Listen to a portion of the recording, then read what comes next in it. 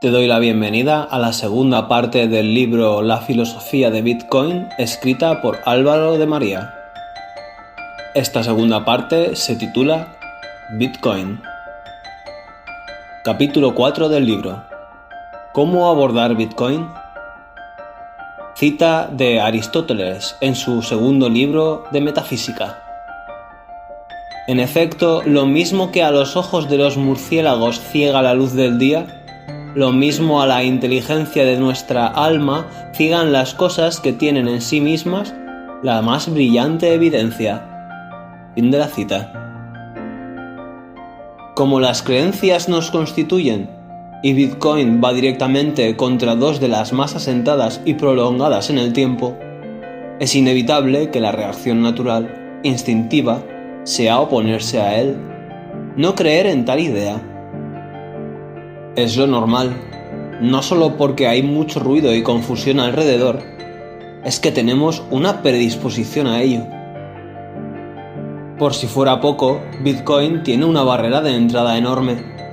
Y no me refiero a su precio, pues se pueden adquirir fracciones del mismo, satoshis, ni a que haya que pertenecer a un club, obtener un título o ser de algún país en concreto. Todo lo contrario. Es un bien económico de una naturaleza distinta, que no entiende de clases sociales, nivel económico ni razas. Solo requiere que una persona quiera acceder a él e Internet. La barrera de entrada es lo extraordinariamente complejo que resulta ser. Nos encontramos ante algo multidisciplinar, de una naturaleza radicalmente distinta, y una innovación conceptual y tecnológica solo equiparable al origen de la moneda, a la pólvora que cambió la configuración de los ejércitos y modificó la lógica de la violencia, o a Internet, que ha supuesto la descentralización de la producción, la distribución y el acceso a telecomunicaciones e información de forma global. Por ello, lo natural es menospreciarlo, especialmente cuando da un paso atrás en el precio, para aquella gente que no comprende el giro radical que supone ni la naturaleza que tiene. Trataré de mostrar cómo Bitcoin equivale a descubrir el oro, pero con mejores cualidades dinerarias. Inventar la contabilidad por partida doble, pero siendo un libro mayor global, público, que supone un nuevo grado de inmutabilidad y verdad, y aplicarle Internet y el desarrollo informático para redefinir el derecho de propiedad, haciéndolo inconfiscable, universal, accesible, no dependiente de terceros e imparable, todo a la vez. Lo que empieza como curiosidad sobre este activo suele tardar en hacer clic, porque lo que propone es tan ambicioso que cuesta creer en ello. Parece una simple ocurrencia. Sin embargo, cuando las piezas encajan y lo asimilas, automáticamente se convierte en una obsesión y ves el alcance histórico que tiene. Parece que no hay ningún cabo suelto. Está todo pensado de antemano.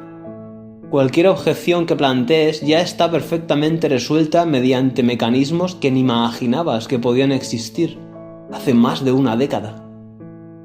Es decir, abordar Bitcoin requiere hacer los deberes, sentarse a estudiarlo seriamente.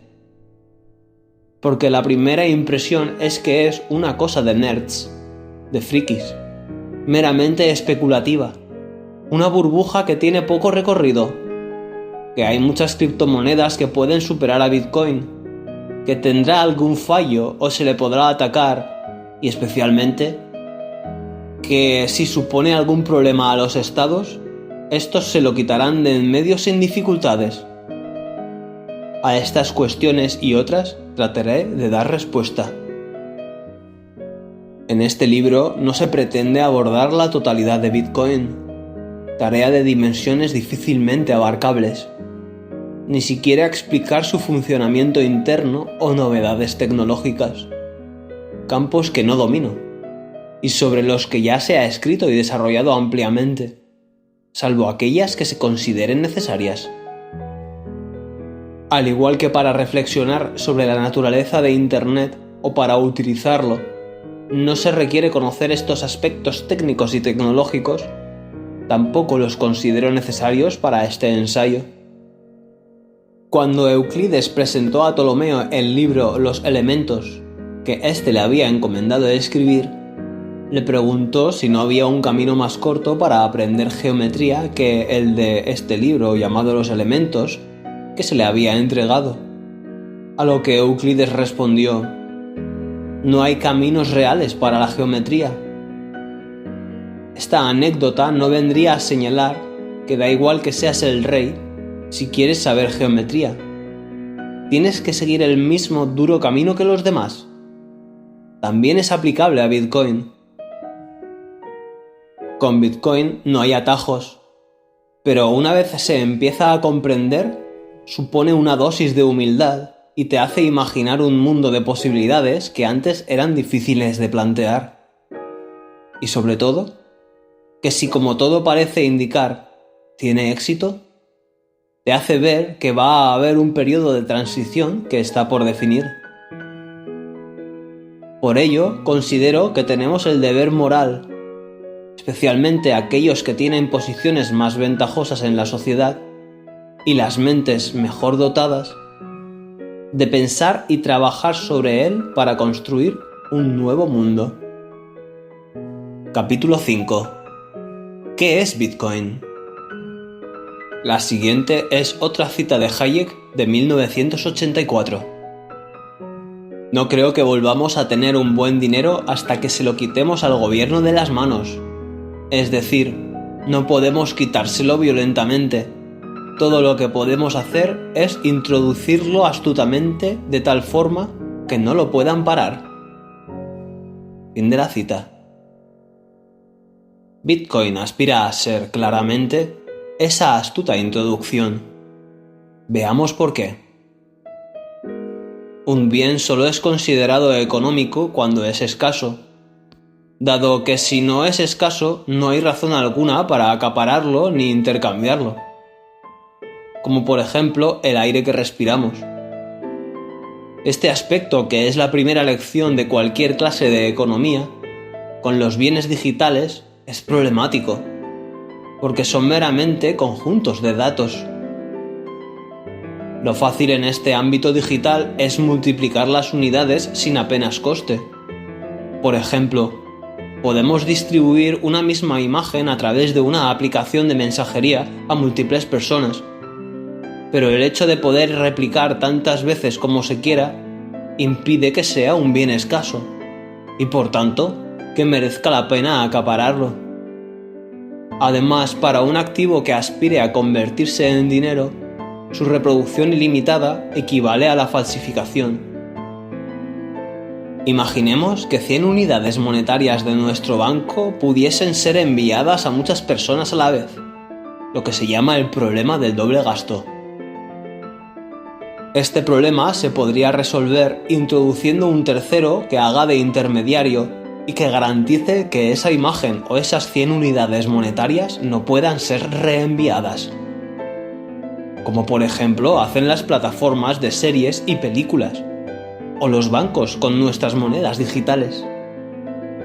También lo hacen aplicaciones como Spotify con la música, que antiguamente se copiaba y se pirateaba sin ningún control. Pero si tienes que depender de un tercero, hay una serie de riesgos considerables, dado que dependes de su diligencia, estás sometido a sus normas. Si tiene problemas técnicos, te ves perjudicado en tu servicio. Puede establecer mecanismos de censura, puede ser atacado, puede quebrar, puede ser intervenido por el Estado, etc. Esto se llama el problema del tercero de confianza. Estos dos problemas son los que consigue resolver Bitcoin, siendo el primer activo digital escaso que no depende de terceros. Es un sistema monetario de efectivo digital de persona a persona, peer-to-peer. Esto es, que se pueden realizar transferencias entre personas sin necesidad de confiar en otro. su oferta está limitada a 21 millones de bitcoins, aunque cada uno es divisible en 100 millones de satoshis. Al igual que el euro se puede dividir en 100 céntimos. Se conoce su calendario de emisión y es inmutable. Su comunidad de usuarios y la red que se teje alrededor permite emitir bitcoins, trazar su propiedad y transferirlos entre particulares. Además, es de código abierto, lo que permite un mayor número de programadores para su desarrollo y para descubrir sus posibles fallos. Por lo que cualquier innovación tecnológica o necesidad de mejora también se puede implementar por consenso de la red. Una red descentralizada cuya única preocupación es asegurar el sistema y mejorarlo. Como ya he comentado, el dinero no es más que un sistema de registro de valor. A intercambia X con B y a cambio recibe Y en O momento. Mientras que el principal papel de los bancos actualmente, al margen de la financiación y la inversión y alguna política, es el de evitar el doble gasto de tu dinero digital.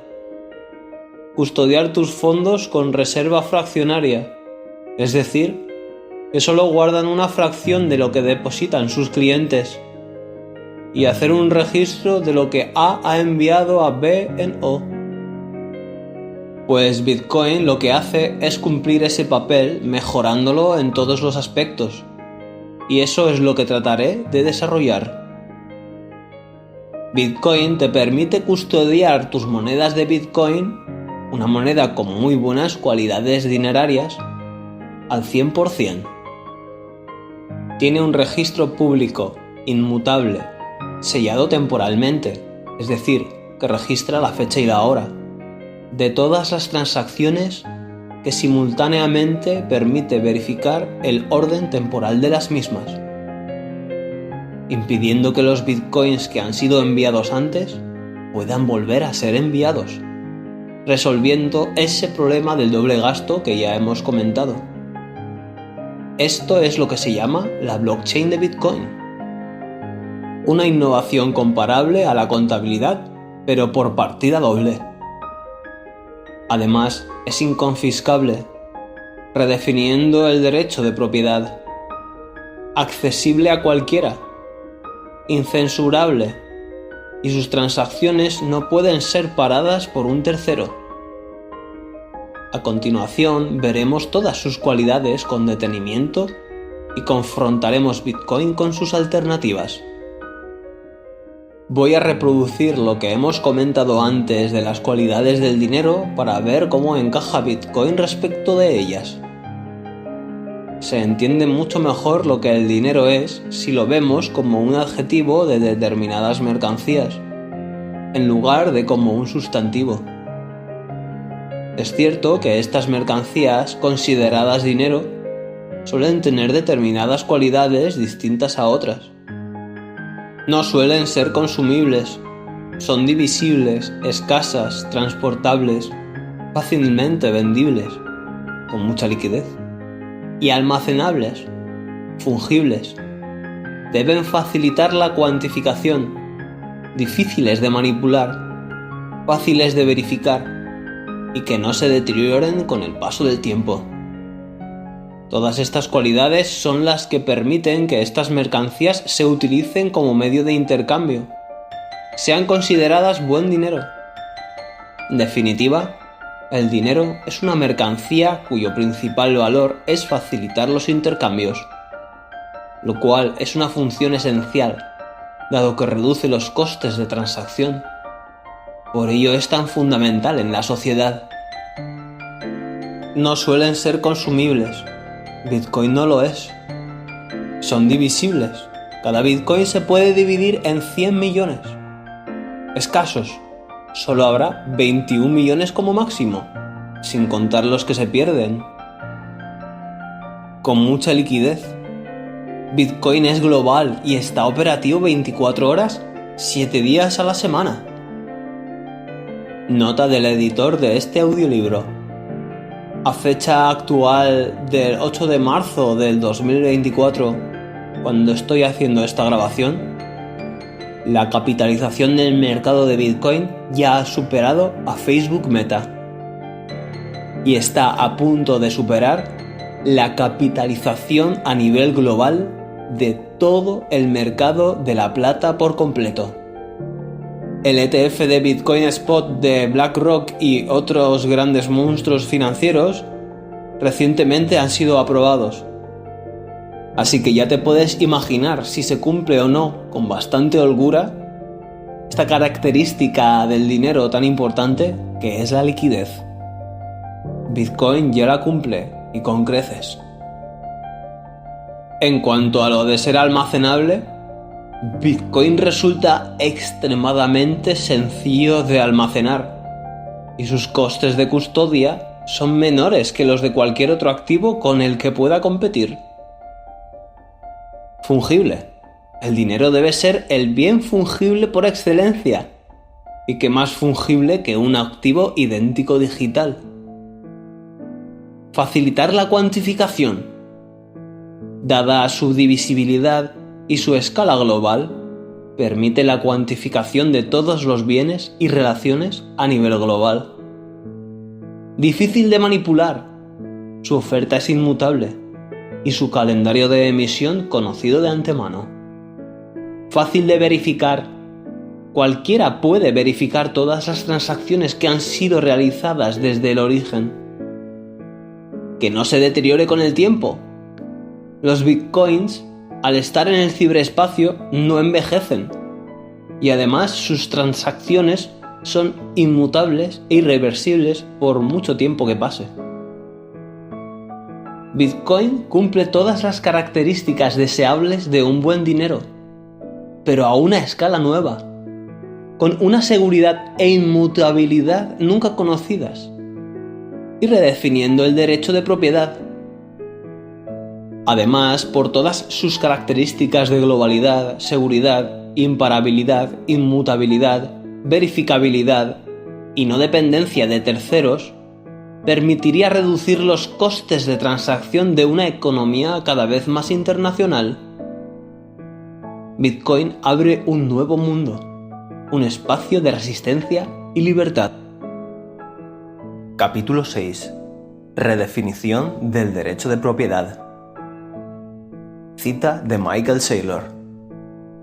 Si tienes un gran patrimonio, buscas un banco en Singapur que te trate mejor que un banco en Nueva York, o en Londres o en Tokio, y lo mueves allí en menos de media hora por unos $5. ¿Qué pasa después? Que alguien de California dice: oye, se nos están yendo estos patrimonios. ¿Qué tal si les ponemos impuestos a las transferencias? Entonces, que les jodan. Pones tu patrimonio en Bitcoin, memorizas las claves y está ahí, en tu cabeza. Y si te quieren grabar eso, respondes: sí, bueno, mis Bitcoin los perdí en un accidente de barco. Al final, si nos llevan muy lejos con los impuestos, puedes decir: los perdí, lo siento. Pon impuestos a eso. Fin de la cita.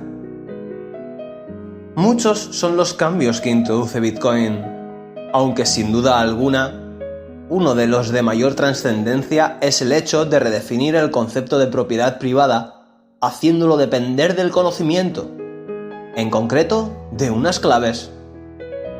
Asunto que parece poco intuitivo, pero en realidad, utilizarlo es tan sencillo como usar una página web o una aplicación de un banco. Así es.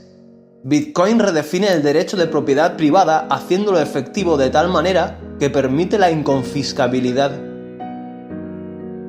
Una vez tienes tus claves, su tecnología te permite mantenerte fuera del alcance de cualquiera. Y en caso de perder el dispositivo desde el que sueles acceder, puedes volver a tener acceso a tus fondos simplemente con el conocimiento de tu semilla, que es un conjunto de palabras que nos permiten recuperar el acceso a ellos en cualquier otro dispositivo. La revolución es de tal magnitud que nos permite acumular riqueza sin que nadie más en el mundo pueda quitárnosla. para bien o para mal. Es un contrato de propiedad sin necesitar a los estados. Permite tener el control exclusivo de un bien sin necesidad de leyes ni intermediarios. Además, no solo permite acumular valor, también permite transmitirlo sin depender del estado, de una punta a otra del planeta, sin que nadie lo pueda impedir. Esto, que parece difícil, lleva siendo así más de una década. Al suprimir la dependencia de un tercero, evitas la posibilidad de la censura o de cualquier limitación a tu propiedad, e incrementa la seguridad haciendo depender la propiedad del conocimiento. Esto supone un cambio jamás conocido en la historia, siquiera planteado. Cualquier bien corpóreo puede ser confiscado, pero en el ciberespacio, la soberanía del Estado no tiene poder, por lo que se pueden construir nuevas categorías que antes eran simplemente impensables, porque no había tal. En las sociedades actuales, la propiedad privada depende del Estado, de su regulación, de sus registros, de sus impuestos y confiscaciones, de las decisiones judiciales, de su censura. Bitcoin se crea un espacio a nivel global en el que no pueden arrebatarte lo que allí tienes ni impedir que lo envíes. Capítulo 7. ¿Por qué lo importante es Bitcoin y no blockchain? La siguiente es una cita de Emérito Quintana. A veces se dice que una cadena de bloques es inmutable, y por eso Bitcoin lo es, como cualquier otra. No. Aquí hay un importante matiz. Fin de la cita. No pocas veces se escucha que lo importante no es Bitcoin sino la tecnología blockchain. Pues este es uno de los mayores errores sobre el que se está construyendo un castillo de naipes condenado a caer irremediablemente. Blockchain existe desde 1991. Sin embargo, nadie le había encontrado ninguna utilidad hasta Bitcoin, dado que solo tiene sentido tal y como se emplea en él. ¿Por qué se dice que es más importante la tecnología que Bitcoin? Porque Bitcoin está en un proceso de descubrimiento por el mercado y todavía no se consideran sus cualidades dinerarias, por lo que se piensa que lo novedoso tiene que ser la tecnología que incorpora. Además, como suena a registro descentralizado de información, neutral y sellado por el tiempo, parece que se podría emplear para cadenas de suministro, para registrar y transmitir bonos o acciones, propiedades de inmuebles, etc. En realidad, esas cualidades solo las tiene la blockchain de Bitcoin, incluyendo el sistema en su conjunto, con el sistema de consenso e incentivos que le da seguridad e integridad. Como hemos visto, Bitcoin resuelve el problema del doble gasto.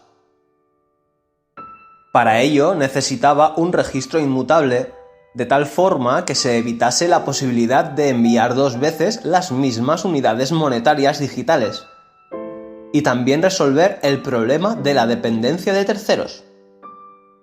Pues bien, como señala Polavieja en su siguiente cita, la primera cuestión es que un sistema informático basado en blockchain o no, es incapaz de verificar de forma autónoma la existencia y las cualidades de cosas que son externas al propio sistema. Un registro informático de monedas de oro no tiene manera de saber si una moneda de oro existe físicamente o no, si es auténtica, dónde está y quién la controla. Esta información la tiene que proporcionar un tercero. Fin de la cita. Pero ahí ya dependes de otro. Si se aplicase para rastrear el origen de este oro, tampoco se podría verificar tal cosa, dado que esa información tendría que ser introducida por alguien. Para el sistema informático solo es posible verificar productos de su propia naturaleza. En el caso de Bitcoin se trata de un conjunto de datos internos al propio sistema, por lo que permite evitar la dependencia de terceros para dicha verificación. El segundo problema es que, incluso si los datos son de la misma naturaleza del sistema, Para alcanzar la inmutabilidad, es imprescindible que cualquiera pueda verificar fácil e independientemente todos los datos, desde el origen. Pero insisto, sin tener que delegar en terceros. Y por ello tiene que ser difícil de manipular. No es suficiente con que revele que alguien ha manipulado la información. Pues esto lo resolvió Satoshi mediante la brillante idea del Proof of Work. Veamos la explicación que da Emérito Quintana en su siguiente cita. En una blockchain se utilizan funciones hash, que es una forma matemática de crear huellas digitales únicas de cualquier información. Huellas fáciles de verificar. Si se cambia cualquier dato, como un bloque con transacciones, la huella, es decir, el hash, cambia, evidenciando la manipulación. Para encadenar bloques, basta con incluir el hash del bloque previo en el nuevo. Así, el nuevo hash depende del anterior. Por lo que, si todos tenemos la misma cadena y alguien cambia algo, nos daremos cuenta. Y así es. Pero lo importante no es que te des cuenta de que alguien ha hecho una modificación. La verdadera seguridad no es esa. No tiene que ser evidente el cambio. Tiene que ser prácticamente imposible de modificar nada. Eso sí lo haría seguro e inmutable. Y eso no lo consigue la cadena de bloques. La red Bitcoin exige a cada bloque una prueba de trabajo. Exige que el hash tenga un cierto número de ceros, cosa que solo se puede conseguir probando aleatoriamente. No se puede fingir que has conseguido un hash válido sin incurrir en un importante coste energético. Eso se llama minar. Los nodos de la red toman como verdad la cadena más larga, la que tiene más pruebas de trabajo, más evidencia de energía acumulada. Por lo que cualquier crítica al consumo de energía carece de sentido si se considera a Bitcoin útil, pues es fundamental para garantizar su inmutabilidad. En ese escenario, y aunque tengas el 51% del poder computacional, ¿cómo cambias el pasado? ¿Cómo modificas una transacción de hace 2 semanas? Eso en Bitcoin es una eternidad. Ya está grabado en piedra bajo montañas de energía acumulada. Un monumento de inmutabilidad. Una nueva categoría de lo inmutable. ¿Y por qué lo hacen los mineros?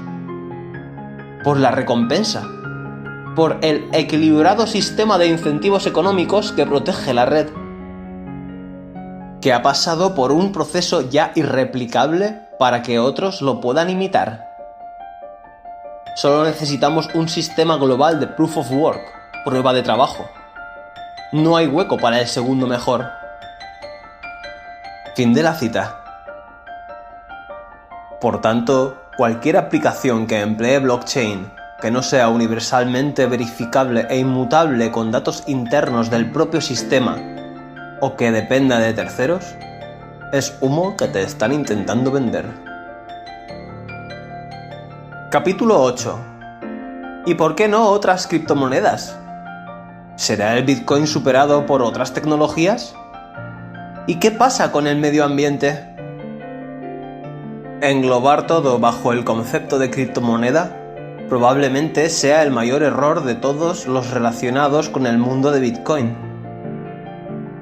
Se ha instalado bajo este error y el anterior la idea de que hay nuevas alternativas en competencia, disruptivas, que plantean una alternativa al sistema monetario establecido, y ha comenzado una carrera para ver cuál será el siguiente Bitcoin. Hay miles de criptomonedas, ¿por qué va a ser Bitcoin la ganadora? Encima es lenta, dicen algunos. El error, seguramente malintencionado, es el de creer que lo importante de Bitcoin es que se caracteriza por el uso de criptografía, y ciertamente Bitcoin la utiliza, pero no es lo que la diferencia de las anteriores monedas. De hecho, ya se usaba mucho antes que Bitcoin. En este aspecto, Bitcoin no presenta gran novedad. emplea algoritmos estándar ampliamente utilizados. No aporta ningún avance en criptografía, porque no es necesario. ¿Y por qué todas estas monedas no compiten con Bitcoin? Porque ni siquiera lo intentan. Como hemos visto, una de sus cualidades fundamentales es la de no depender de terceros. Si ya tienes un sistema garantizado que lleva funcionando más de una década sin depender de nadie, ¿para qué vas a querer una copia barata? Que puede ser manipulada en cualquier momento por una entidad, una persona o una fundación. Más que aspirar a sistemas monetarios globales, son participaciones en proyectos empresariales, en el mejor de los casos, y sistemas de neolotería en el peor de ellos. Si crees que Bitcoin está caro para comprar uno completo, recuerda que no necesitas comprar uno completo. Puedes acumular fracciones de Bitcoin, llamadas satoshis. Ni siquiera una nueva tecnología plantearía ser una alternativa a Bitcoin, pues esa tecnología podría ser adoptada por ser de código abierto. Tampoco hay ninguna cualidad dineraria de las que hemos visto que superen respecto de Bitcoin, que también podría ser adoptada. En definitiva, ninguna plantea una alternativa a Bitcoin, ni siquiera Ethereum. Pues no tiene sentido tener grandes saldos de tesorería en una moneda cuya virtud, o supuesta virtud, son los smart contracts, y cuyo crecimiento se basa en el castillo de naipes de la tecnología blockchain y las criptomonedas. No estamos haciendo smart contracts muy a menudo, por lo que se emplearán pequeñas cantidades de dinero en él para estos contratos puntuales. Y demandar algo para deshacerte de él inmediatamente no suele conferir mucho valor a un activo. Aunque si continúa la especulación de si será el próximo Bitcoin o no, siempre podrá seguir al rebufo. Brotan día a día cientos de nuevas shitcoins proclamándose como las mejores por ser las más rápidas y menos costosas, que procesan más transacciones por segundo a mejor precio. Pero de nuevo, eso no es entender el problema que soluciona Bitcoin. Para eso ya teníamos PayPal.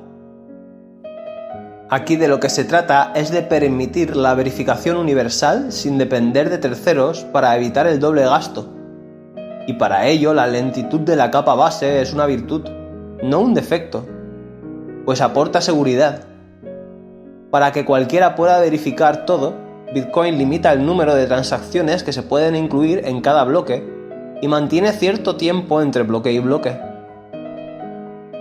Esta limitación es lo que hace que el coste de transacción de un envío aumente cuando la demanda supera esta capacidad limitada. El coste es consecuencia de la demanda, ya que la capacidad para que una transacción sea incluida en el bloque se subasta procesando primero las transacciones de usuarios que estén dispuestos a pagar más, lo que también forma parte del sistema de incentivos para asegurar Bitcoin. Asimismo, hay que recordar que Bitcoin no está para pagar cafés, como tampoco lo está el oro. No tenemos problemas en el día a día para ello, pero sí para ahorrar y tener un activo como reserva de valor, aunque se puedan implementar aplicaciones que sí permiten hacer micropagos baratos en otras capas como Lightning Network. En el origen de Internet también hubo una guerra, la Protocol Wars, donde varios tipos de protocolos de comunicación se postulaban como candidatos a ser el sistema central de las comunicaciones y la información descentralizada a nivel global. Muy similar a nuestra situación actual. Dependiendo de lo que demande el mercado, Bitcoin se terminará imponiendo o no. En esa guerra venció el protocolo TCP/IP porque permitía un mayor grado de conectividad. En esta guerra, Bitcoin es lo más seguro. En cuanto al consumo energético, que es una de las críticas más frecuentes, parte de muchos errores. El principal es partir de que Bitcoin es inútil. Los coches eléctricos también consumen electricidad, pero los coches son útiles. Los usuarios pagan su electricidad y ya. Bitcoin es un sistema monetario global 24/7 totalmente accesible, cualquiera puede desarrollar negocios sobre Bitcoin. No se puede manipular por políticos ni banqueros, etc. Parece útil y por ello razonable que, para garantizar su inmutabilidad y seguridad, como ya hemos visto, consuma la energía necesaria para sostener dicho sistema. Por si fuera poco, la posibilidad de la total deslocalización del consumo de energía que tienen que realizar los mineros podría solucionar gran parte del desperdicio de energía que se produce en el mundo. Dado que buscarán la energía más barata, y no hay energía más barata que la que se desperdicia desde los centros de producción por los costes que tiene trasladarla a la red. A la vez, fomenta las formas de producción de energía que generan a un ritmo constante, como por ejemplo la hidroeléctrica. Muchos proyectos de renovables se desechan por la volatilidad de su producción respecto a la demanda esperada, que hace que mucha parte del tiempo se malgaste energía. Bitcoin soluciona esos picos haciendo esos proyectos viables. Y por si fuera poco, permitiría amortizar las infraestructuras eléctricas en países en vías de desarrollo, que tienen mucha sobrecapacidad en origen. Pero nada de esto se puede comparar al verdadero efecto que produciría una adopción masiva de Bitcoin por la mayoría de la población. Me explico. El consumismo es lo que provoca la mayor parte del impacto ambiental en nuestros días. ¿Qué pasaría si una mayoría significativa del mundo tuviese un dinero que con el paso del tiempo se revaloriza de forma constante en el largo plazo? Que tenderían a atesorarlo, a no consumir tanto, desprendiéndose de él. Bajaría su preferencia temporal. Bitcoin abre la posibilidad a todo el mundo de ahorrar, de hacer un uso más racional del dinero. La siguiente es una cita de Murad Mahmudov de su libro El argumento definitivo de Bitcoin. Entonces, creo que si tenemos una moneda que es más deflacionaria, la gente se verá incentivada, en lugar de salir y consumir artículos realmente inútiles, a ahorrar e invertir en proyectos a largo plazo. Creo que no es el consumo lo que impulsa realmente el crecimiento sostenible a largo plazo. Lo que realmente aumenta nuestra calidad de vida son los proyectos a largo plazo de tecnologías, investigación y cosas por el estilo. Las mejores cosas que jamás se han creado fueron esfuerzos de 10, 20, 30 años. En lugar de ir a comprar algo inútil, ¿verdad? Fin de la cita. Los bancos centrales no cesan de estimular la economía generando una oferta monetaria cada vez mayor, que tiene como efecto crear nuevas unidades monetarias para gastar, depreciando la propia moneda. Esto es, que hoy valga más que mañana, y por tanto, que sea mejor gastarlo y no atesorarlo, dado que si lo dejas en el banco, pierde valor. El impacto a largo plazo de Bitcoin en el mundo podría ser el de corregir este consumismo, al tener un dinero que valga la pena atesorar en lugar de gastarlo en cualquier objeto, e impedir la expansión crediticia de los bancos centrales que generan cientos de proyectos empresariales condenados a fracasar y que desperdician los recursos escasos de la sociedad. Capítulo 9. La volatilidad. Cita de Adolfo Contreras. La volatilidad es información que todavía no se ha digerido. No existe una volatilidad alta. Lo que existe es una exposición incorrecta a un activo volátil. Fin de la cita. Entre las supuestas críticas de Bitcoin, una de las más repetidas es que es muy volátil. Y así es. En realidad, el precio de Bitcoin es extrínseco a él y señala algo muy importante, que el mercado está en proceso de descubrimiento de lo que Bitcoin es.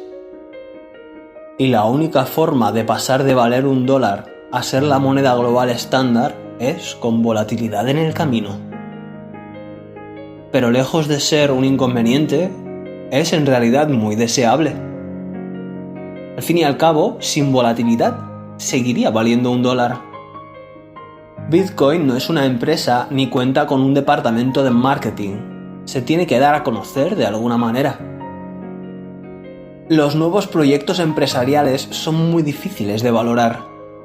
Si entras al principio, corres el riesgo de que no llegue a buen puerto. Si entras al final, pierdes una oportunidad de negocio única. Solo con una tesis de inversión apropiada, donde analices aquello que compras, puedes valorar adecuadamente ese activo y mantener el convencimiento en ello al margen de su precio. Pasa igual con los futbolistas. Cuando escasean las estrellas y el precio de estas se dispara, los mercados de fichajes se vuelven locos con los precios de las futuras promesas, tratando de discernir cuál será mejor y cuál peor. Esto podría servir de analogía para Bitcoin, si fuese posible que alguna de ellas compitiese. Pero, así como no caben dos soles, no caben Darío y Alejandro. Es un activo tan ambicioso que su valor podría superar por mucho al mercado del oro y la plata, pero es tan novedoso que muchos creen que en el futuro valdrá cero. Si en el futuro se convierte en uno de los activos más capitalizados del mundo, será porque el mercado habrá descubierto que es una alternativa superior a todos sus competidores. Como analizaremos en el siguiente capítulo, darse cuenta de eso supone la apuesta más asimétrica que hay. Pero esto solo está comenzando. La volatilidad, como señala Adolfo Contreras, es información no digerida. Un cartel luminoso que indica que hay gente que se está dando cuenta de que aquí está pasando algo que otros ni siquiera atisban. A mí me salió muy caro no entenderlo en un primer momento. Y si no hubiera sido porque volvió a subir de precio, porque seguía ahí cuando yo lo daba por muerto, no le habría prestado atención. La volatilidad es lo que permitirá su adopción, y cuanto mayor sea su adopción comprendiéndolo, menos volátil será. La adopción masiva de Bitcoin pasa inevitablemente por la volatilidad, dado que ésta se produce por gente que entra porque ve a otros ganando dinero sin comprenderlo, y que huye cuando ve que baja el precio. Merece la pena recordar aquí uno de los lemas de la comunidad de Bitcoin: HODL. Su origen se encuentra en una publicación anónima de 2013 cuyo título era I am hodling, debido al estado de ebriedad de su autor. En ella describía que era un terrible trader y no podía predecir los mínimos y máximos como otros, puesto que el precio de Bitcoin estaba más bajo que cuando lo adquirió. Así que llegó a la conclusión de que los traders solo podían llevarse su dinero si vendía, y que solo una persona de mente débil vendería en base al miedo, que iba a ignorar su miedo y mantener sus Bitcoins. Esperamos que nuestro amigo haya hodleado sus Bitcoins desde entonces. Esta historia nos pone ante una realidad. La dificultad de comprender Bitcoin deriva en una tremenda volatilidad. Por la asimetría de información que hay en el mercado, el que compra sin saber lo que compra no sabe cuánto vale Bitcoin. Cuando baje su precio se asustará y venderá, o lo pasará muy mal con la volatilidad. Por eso es recomendable estudiarlo antes. Si no lo entiendes y llevas mal la volatilidad, Bitcoin no es para ti. Al menos de momento. Si aún así quieres formar parte, entonces HODL.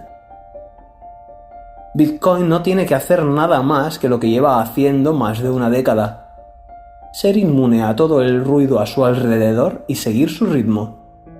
Y eso hará. Cuando despertó, Bitcoin todavía estaba allí. Capítulo 10. ¿Contra qué compite Bitcoin? La siguiente es una cita de Vijay Boyapati. Elegimos un crecimiento volátil sobre una degradación estable. Fin de la cita. Conviene definir el campo porque competir realmente compite contra todo aquello a lo que los usuarios dejen de destinar su moneda actual. Pero por la naturaleza del bien, Bitcoin es un activo entre otra clase de activos, aquellos que actúan como medios de intercambio, que puede ser tanto entre otras personas, transferencia de propiedad, como intercambios con millo futuro, ser propietario a lo largo del tiempo. Las monedas fiat actuales cumplen estos requisitos, pero no son los únicos. Los bonos, las acciones, los depósitos, el oro, los inmuebles, la deuda pública, los fondos de inversión y de pensiones, el arte, etc., también se caracterizan por ello, pues actúan en un porcentaje significativo como reserva de valor. Estos bienes, como vemos, pueden ser tanto tangibles como intangibles, contratos. Y para llevar bien el registro de la propiedad de los mismos dependen en gran medida de los estados, tanto de su regulación como de los contratos y de la propiedad, como de sus necesidades, expansión monetaria e impuestos, por lo que su seguridad depende del Estado, algo que podría ocasionar problemas si éste entra en crisis. Además, desde la invención del telégrafo, los bienes tangibles son poco eficientes como registro de la propiedad y se han ido haciendo abstracciones de los mismos como vales, contratos o digitalizaciones para agilizar y reducir los costes de comerciarlos. Asimismo, la oferta de todos estos bienes es variable, desde las monedas de los estados, que pueden crear tanta como quieran, al oro, que su oferta se incrementa entre un 1,6% y un 2% al año. Asimismo, dentro de estos activos hay algunos que tienen riesgo de contrapartida. Esto es, que una de las partes incumpla su obligación. Por ejemplo, tener un depósito dinerario y que la entidad quiebre y no poder retirar tu dinero. Y hay otros que tienen riesgo de redenominación, es decir, la sustitución proporcional de una moneda por otra. Por ejemplo, en Venezuela, en varias ocasiones, se le han quitado ceros a la moneda. O en un caso hipotético de ruptura del euro, que los países que queden fuera tengan que volver a sus monedas nacionales devaluadas. Si bien, a cambio, el Estado da cierta seguridad, según el país del que se trate, también hay que decirlo, a estos activos, aunque una breve historia de la economía enseguida nos hace ver que la tónica general es devaluar la moneda, subir impuestos, una justicia lenta y grandes regulaciones y confiscaciones. Y sí, hasta el oro ha sido confiscado. La siguiente es una cita de Carl Menger. No hay nada mejor para que los hombres orienten correctamente sus intereses económicos que observar los grandes beneficios obtenidos por aquellos individuos más hábiles que decidieron aceptar, durante mucho tiempo, bienes de alta capacidad de venta a cambio de todos los demás. Fin de la cita. Frente a todos esos bienes, ¿qué papel juega Bitcoin? Ya hemos visto que es un excelente registro de la propiedad, inmutable y público, donde cualquiera puede verificar las transacciones y que no depende de terceros. ¿Cómo redefine el derecho de propiedad y lo vuelve en la práctica inconfiscable, no al alcance de regulaciones, expropiaciones o impuestos? Su oferta está limitada a 21 millones, por lo que no se produce una dilución de tu parte de la tarta, y al ser un bien presente no tiene riesgo de contrapartida. La limitación de su oferta impide el riesgo de redenominación. A cambio, tiene un fuerte componente de responsabilidad individual, pues te conviertes en el custodio de tus fondos, y eso implica cierta diligencia. Pero incluso ahí presenta novedades, pues abre un nuevo abanico de maneras de gestionar y responsabilizarte de tu patrimonio, incluso mediante funcionalidades continuamente en desarrollo como Time Lock o carteras multifirma. Honestamente, no creo que Bitcoin compita en el corto y medio plazo por ser un medio de pago del día a día, por muchos avances que presente la Lightning Network. Para eso, en la mayoría de los países no hay problema, por lo que no tendrá mucha demanda como solución. De hecho, ya existía PayPal cuando aparece Bitcoin, y con las monedas fiat convencionales ya es suficiente, al menos de momento. Sin duda alguna, sí es un gran competidor con aquellas monedas que presenten fuertes devaluaciones con los depósitos a largo plazo, con aquellas acciones que se utilicen como reserva de valor, es decir, las empresas más consolidadas con fosos defensivos, e indiscutiblemente con el oro, con la deuda pública, el real estate, es decir, inmobiliario, y con el arte. Si en el largo plazo competirá con el dólar o el euro, está por ver. Las políticas monetarias expansivas de todo el mundo no han hecho otra cosa que devaluar las monedas. Inundar el mercado de dinero ha provocado que la mayoría de los ciudadanos se tengan que convertir en inversores a tiempo parcial, invirtiendo sus ahorros en este tipo de activos que venimos comentando, dado que dejar las ganancias de su trabajo en el banco, depositadas, suponía que perdían valor de forma constante. Esto ha supuesto una sobredimensión de los mercados de renta fija y variable, así como del real estate, puesto que la compra de inmuebles se ha consolidado como un valor seguro. De ahí los precios desorbitados que vemos en las principales ciudades del mundo. Asimismo, la decadencia de los estados del bienestar, junto a la demografía, no hacen presagiar nada bueno respecto de su capacidad para sostener sus promesas políticas de pagos de pensiones y otras prestaciones sociales. Y esto tiene un problema derivado. Necesitarán recaudar mayores impuestos, por lo que subirán los gravámenes a estos activos, especialmente a los más líquidos, como la propiedad inmobiliaria y los fondos de pensiones. Y del riesgo de burbuja en la deuda pública o el arte, mejor ni hablar. Este nerviosismo creciente ha lanzado al mercado una cantidad de productos y servicios financieros cada vez mayor y más complejos, lo cual implica un riesgo alto de asimetría de información entre las partes, y siempre con el riesgo regulatorio presente. Veamos por qué Bitcoin es mejor en muchos casos que estos bienes.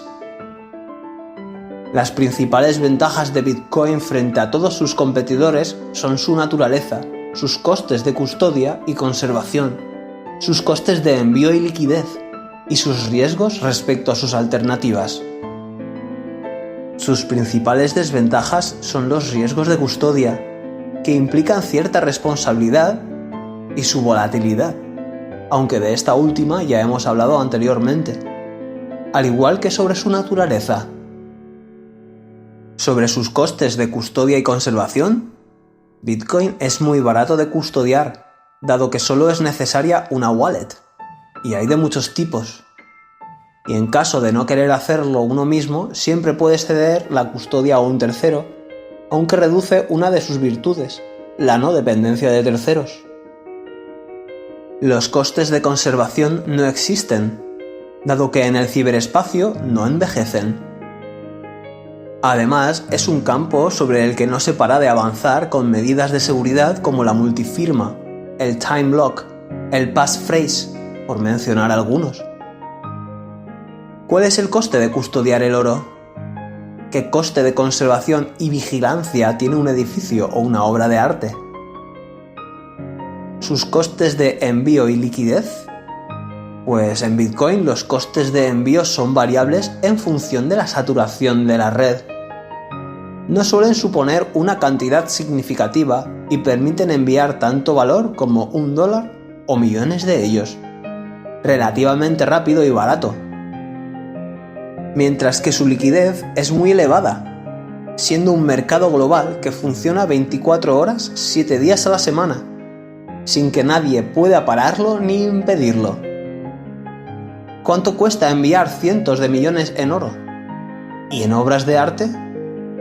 ¿Cómo liquidar 1.000 millones en activos inmobiliarios? En cuanto a sus riesgos, los hay de 4 tipos: regulatorios, de contrapartida, de oferta y por conflictos. Los riesgos regulatorios son los siguientes: el dinero en circulación, las regulaciones y los impuestos han experimentado un notable crecimiento en las últimas décadas, y nada parece indicar que vaya a cambiar la tendencia.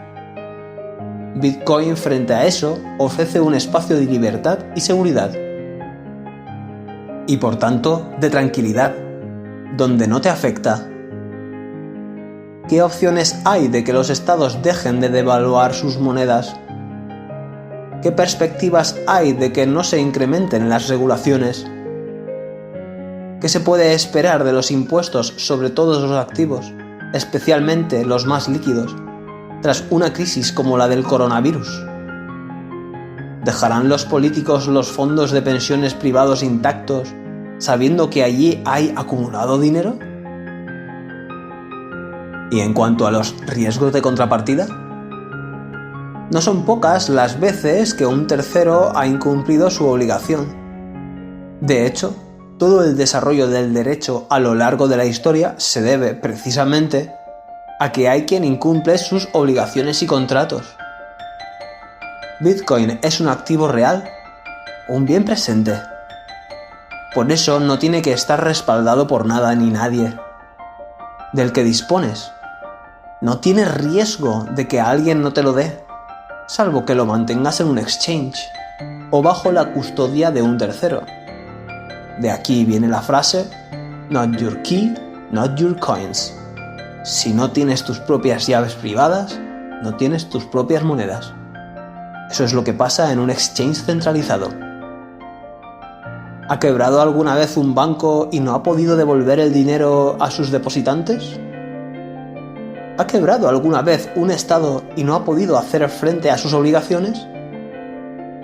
¿Ha quebrado alguna vez una empresa y no ha podido hacer frente a sus obligaciones? Sí, demasiadas veces. Los riesgos de oferta. La oferta de Bitcoin es fija. Son 21 millones de unidades.